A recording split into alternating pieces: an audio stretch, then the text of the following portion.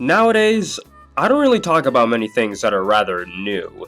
Mostly because I don't like the competition and dumb rat race when it comes to uploading a video about something somewhat widespread and popular. Aggretsuko, though, it's just good enough for me to make a video on it. Hell, I didn't even start watching it because I heard it was good or a friend recommended it to me. I started the first episode because I heard beforehand that Billy Kometz, the man who voices Josuke from JoJo, plays one character from Season 2. And I'm like, alright, better start watching. And here I am with an Aggretsuko video. From the reason I said before, and because its third season just ended not too long ago, so yeah. Though the weird part is that I really didn't know what to talk about when it came to Aggretsuko and her odd office worker friends. What is the appeal of the series? Is it the slight cute animal designs that everyone has? Hashtag not a furry. Maybe. Is it the great selling point that the main character, a small, rather timid woman who can barely say no to save her life, but can scream into the next world through the power of frustration and death metal? Probably, yeah. What is it though? Most likely from the fact that it's very easy to get into, it's relatable, and isn't afraid to shy away from pretty real problems in the world. One of the two elements that I really enjoy about this show is how its characters are presented. Yes, some are kind of annoying here and there, that's mostly the point, but the best part about them is that they have a fucking life. Even though the majority of the series takes place in the location where Aggretsuko works, it's not all about that. Characters have hobbies and things they enjoy outside of the workplace. They have places they like going to just to eat and chat, different viewpoints on life and why they wake up in the morning, why they go to work, and after work they go to a bar or go do something else and pick up other interests along the way to better their life. It's really fun to see. Aggretsuko is someone who pretty much wants that happy ending from a good marriage from the right guy. Haydel believes he is that right guy and is just a dork, and it's awesome. Feneko is the person who tries to keep you on the right track from not doing anything too stupid, and has good moments as well. And even the side characters are great. Tsunoda purposely acts the way she does in an odd roundabout way for everyone's benefit, but isn't entirely stupid. She knows what she's doing, and I love that fact. And as much as an asshole Tone can be most of the time, it's from how he was taught how to run a business. Because his reason to push everything and everyone to their breakable limit is from the fact that he's got to put food on the table. He's a family man by the end of the day. The advice he gives is the most blunt way he'll say it, but it's that type of advice that really pushes you forward more than ever. The same can be said by the OTM group, mostly by the manager Haydel and Monica. If you don't take charge of your own life, then of course, by the end of the day, you're the one who's not going to be happy. Better change that now.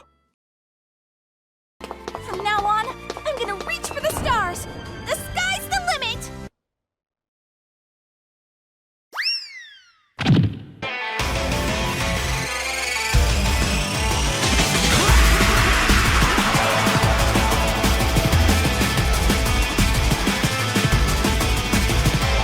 And the other element of this show I love is how it handles its romance. It doesn't necessarily bait the whole show that Haydel and Aggretsuko have a 1,000,000,000% chance of getting together. Through Haydel, it kinda does, but for most of the show, he's really the only one that thinks he should be with Aggretsuko. And even by the end of Season 3, it's left open, whether or not he's actually dating her, or just now somewhat becoming genuine friends. Because before, Aggretsuko didn't even know what Haydel was into. What I'm trying to say is that it doesn't tease you from the first episode that both of these two have something for each other, and because their social level is that of a potato, they spend an entire season or two or more just trying to say, I like you. It doesn't play on that idea of who, but just when. That's why I probably couldn't get into Toradora or other shoujo like that, and I mean, I tried, man. I really did. 3 times, and I just couldn't. Aggretsuko doesn't do that. They throw away that approach. You get the girl, and it ends happily ever after, right? That's the end of the series, because apparently that's how it works in real life. Wrong. When you get into a relationship, that's literally the start of it. And we see Aggretsuko go through that process twice. And that's why it works here, and why I love it. It's because it's not only about these two characters eventually getting together. It might be for some, but again, These people have lives. They all meet new people and change their viewpoint on what they should do. Those are the two big main focal points of this show, is that of romance and how life works in general. However, to be quite honest, I'm not even sure what the main genre is. I mean, the wiki says comedy. Okay. I'm still sticking with what I mentioned before, for the reason that a big chunk of what Aggretsuko has to deal with is what plagues that age group. Having to deal with an annoying job, co-workers that you either love or hate, that especially goes for the boss, not to mention that timer's ticking down for you to find some sort of love in your life. Without it, who are you? Do you even have meaning in your life? Why bother at all? Why do I even watch this show? Why did I make this video? I should just play video games instead and forget all about it. But a responsible adult doesn't have time for that.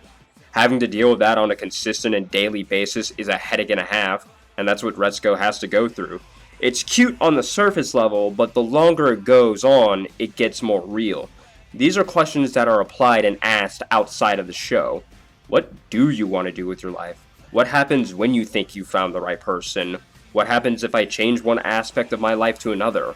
Will it be better or for worse? You will never know, because life itself is one of the most broken games known to man. Every other thing is unfair, and there's nothing you can do about it but just play along. Choices have more weight to them the older you get.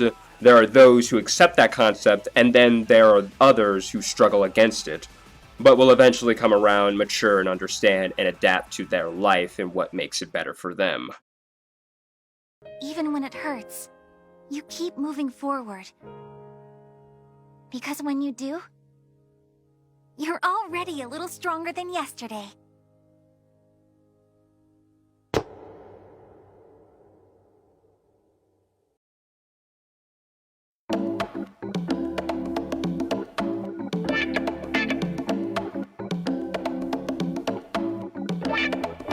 Remember when this was just about a fox working as an accountant and that was pretty much it? I know the monologue I just went through came somewhat out of left field, but it fits for this series, and what life is all about. You truly don't know what's going to happen next, and the true question comes down to, are you ready for anything that might happen next? And that's basically what Aggretsuko is all about, and why I really love it. So, yeah, this was just a small video that I wanted to do. It's nothing too serious, but again, I finished Season 3 and thought, you know, I could make a video about this. I mean, if anything else I could say about it, Haydel, Monica, and Fenigo are the best characters, and that's all you really need to know about my taste. So, yeah, and now I move on to the next big thing, that being the ultimate, I'm not a furry, but Beastars. When I eventually get those volumes, and when I read it, I suppose, and catch up to it. But, yeah, that's a video on Aggretsuko. Let me know what you guys think in the comments below. If you want to see another video like this of the sort, I wouldn't mind talking about it. It's a very cute and fun series. So, yeah, comments below. You know what to do with all the links that I provide and everything of the sort. Stay safe out there. Thank you for watching. That's greatly appreciated, of course. Have a great day, have a great night, and everything else you know what to do. Bye.